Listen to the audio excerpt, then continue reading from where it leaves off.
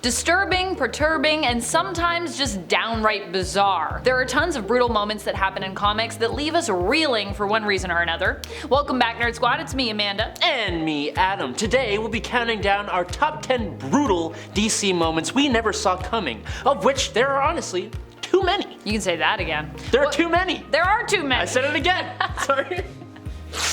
We can say it on repeat forever, really. Yeah. What moments and stories do you find the most brutal? Let us know down below. Number 10. Jason Todd's worst fear. Probably one of the most heartbreaking moments for me in recent years in terms of DC Comics happened during Three Jokers, Batman Three Jokers, so pretty recently.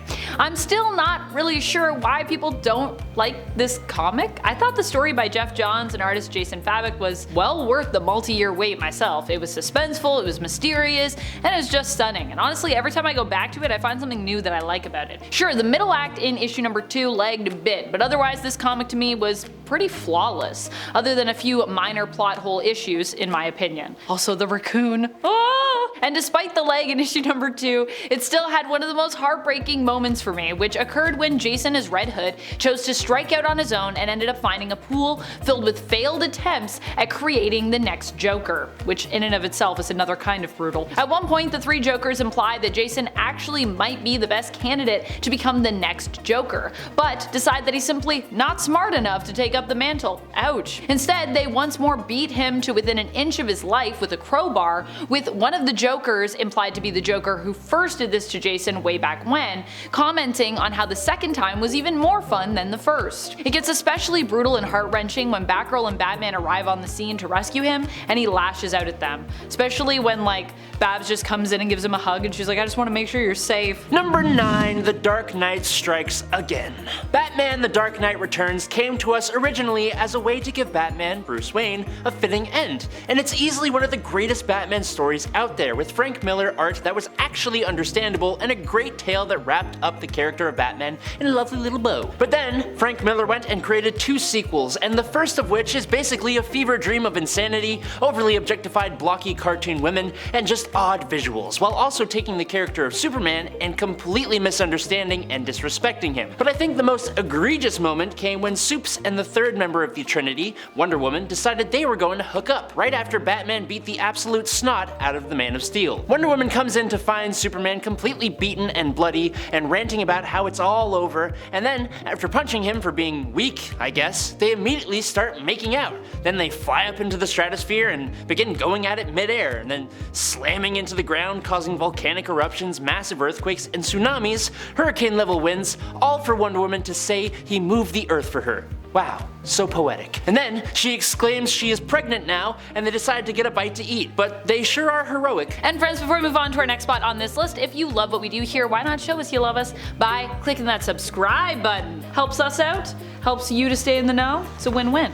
Click the subscribe button! Do it! God! Number 8. Jason Todd loves Barbara Gordon? Another really brutal moment, possibly one of my least favorite parts, I think, of Three Jokers, comes at the end. After taking Jason in and helping him to recover after he was attacked, Jason at one point attempts to kiss Barbara. It kind of makes a little bit of sense because, you know, they've got shared trauma, but this felt weirdly forced still and out of place to me because, you know, Babs still seems like she's kind of trying to be there for Jason like a sister. I get that Jason is reaching out because for years he's felt like he was left behind, abandoned, and, you know, like I said, they do have shared trauma, but Babs and Jason's relationship has always felt more platonic to me, and if anything, more than that, more familial. They were truly, you know, brother and sister. And when Babs reaches out, it's very clear she's coming from this place, and yet Jason seems to struggle to read the room and acts on his romantic feelings anyways, if that's even what's really going on for him. Honestly, I think he's just confused. The third issue ends with a kind of weird note with Jason leaves on our apartment door,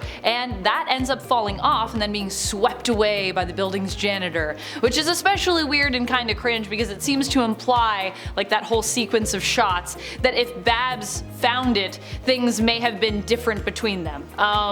Other than Barbara having to once more reaffirm her boundaries with Jason, I don't see how it could have ended otherwise. what a strange romance subplot that I never expected nor ever really wanted. But hey, there it is. Number 7. Jericho versus Vigilante. Okay, so I did talk about this one for brutal villain defeats, but I had no idea this moment happened before, so if we're talking about brutal DC moments we never saw coming, this one for sure hits the mark for me. Joey Wilson, aka Jericho, is the son of the infamous assassin Deathstroke the Destroyer, but despite that fact, Jericho made almost every effort to be a hero, and he was one. He was even a member of the Teen Titans, the team that consistently stands against his own dad. Now Jericho has the ability, granted to him by the same method that granted his dad his abilities, to transfer his consciousness into the body of another using eye contact and take control of them, effectively possessing them. And it was pretty powerful. He could control some pretty strong beings. Unfortunately, every time he did this, a small shred of the individual psyche remained in his head. At first, it was nothing that he couldn't deal with, just 1 or 2 psyches, but over time, possessing multiple people, he had so many psyches floating through his head that it drove him insane. Now the rogue anti-hero known as Vigilante took on the responsibility of stopping Jericho, and where Vigilante originally planned to just go the quick route and completely end Jericho, Jericho's sister stood firm that her brother was a good person at heart and should not lose his life. Vigilante heard her out and decided to not deal with this threat in a lethal way. Instead, after Jericho was captured and in the back of a police vehicle, Vigilante paid the guy a visit and just completely took Jericho's eyes from his head. It eliminated the threat of Jericho's powers, sure, but I can probably think of a dozen different ways that this course of action could have been averted. Number 6. Joker's payback. Seriously? The Joker? I mean, what is wrong with this guy? Another horrible moment that haunts me. In fact, this whole story haunts me, not just this one moment, which comes from Brian Azzarello's The Joker. This story follows Johnny Frost, who was tasked with going to pick up the Joker after he's been released from prison. Finally out of the clink, Joker returns to check up on some old friends and old businesses. One of his first stops is a bar and business where Harley Quinn has been dancing while he was away. Not appreciating that Harley has gotten involved in this kind of business, Joker decides to take it out on the man running the establishment by skinning him alive, much to Frost's horror. Although, to be honest, this is really only the beginning and things only get much worse from there, especially from Johnny's perspective. Number 5. Abandoned at the altar. The wedding of Batman and Catwoman was a big frickin' deal. It was teased at and built up for a long time. Fans were genuinely excited to see it happen and to see what could come next after the fact. A kid of Selena Kyle and Bruce Wayne, what would that be like? We've seen futures where they end up together, but sadly, the wedding that was so coveted never came to be. Batman issue 50 came and went, and following suit, so did Catwoman. Came and went from Bruce's life, literally leaving the groom at the altar. Not like permanently leaving his life, but kind of. Batman was marrying Catwoman so he could literally be happy, and after some convincing words from criminals like the Joker and her friend Holly, Catwoman believed that if Bruce Wayne was happy, then Batman couldn't be Batman, which, 1, that's depressing as hell, but 2, both the Joker and Holly, alongside Riddler, Gotham Girl, Flashpoint, Thomas Wayne, Batman, and other villains, were working for Bane, who was manipulating events in order to break Batman emotionally and give rise to the City of Bane event. Well, it certainly sent Batman down a path of absolute despair. He became much more drastic with his fighting of criminals, particularly an innocent Mr. Freeze, and he even donned a less advanced version of his batsuit so that he would take more of a beating. Like, come on.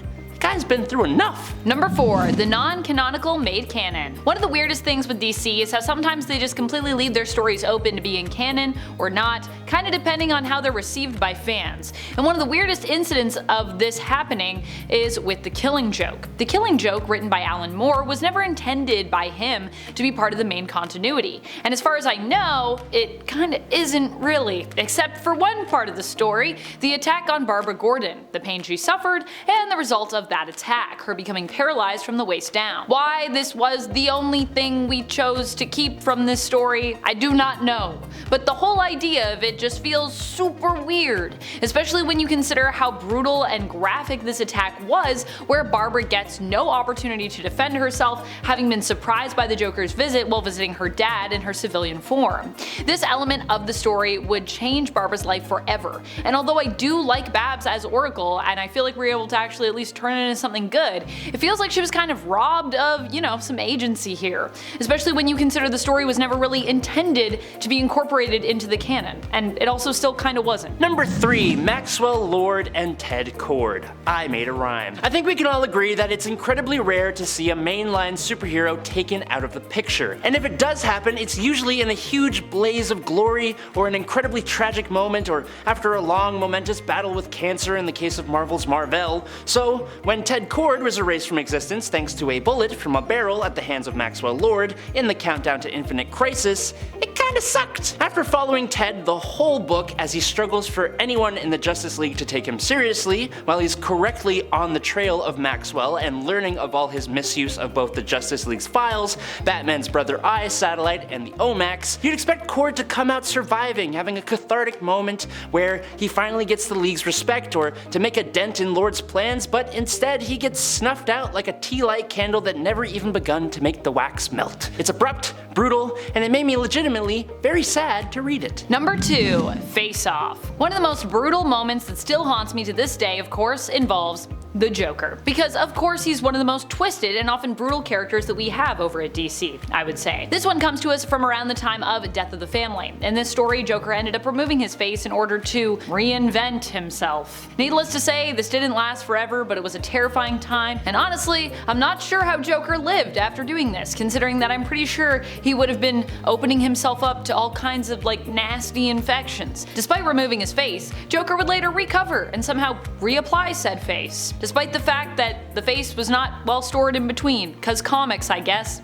Ugh. Number 1. Fridged. This DC Comics brutal moment caused the whole coining of a term and changed the way comic books were written going forward. Green Lantern Kyle Rayner came home one day after doing his superhero thing in Green Lantern issue number 54 from 1994 to find his then girlfriend, photojournalist Alexandra DeWitt, had been very savagely stripped of her life at the hands of the villain known as Major Force. But not only did Major Force take Alexandra's life, but for seemingly no reason, he also stuffed her into the couple's fridge. It was incredibly brutal and served only to give Kyle, the male antagonist of the story, the motivation to reach new heights as a hero, while her character, who was genuinely likable and could stand on her own, was gone forever. This was a trope in not only comics but media in general, that presented viewers and readers with the idea of sacrificing the female love interest for the direct purpose of motivating the male hero, which practically never happened in the reverse. After this comic came out, the trope was finally given a name, fridging, or women in refrigerators, and it changed the way female characters were written in comics for the most part. Going forward. B-R-U-T-A-L. Brutal! That's what you just saw. But now it is the end. Yup. Thanks you guys so much for watching. I've been Adam Andrews. And I'm Amanda McKnight, and this has been Top 10 Nerd. Stay nerdy, YouTube. Peace!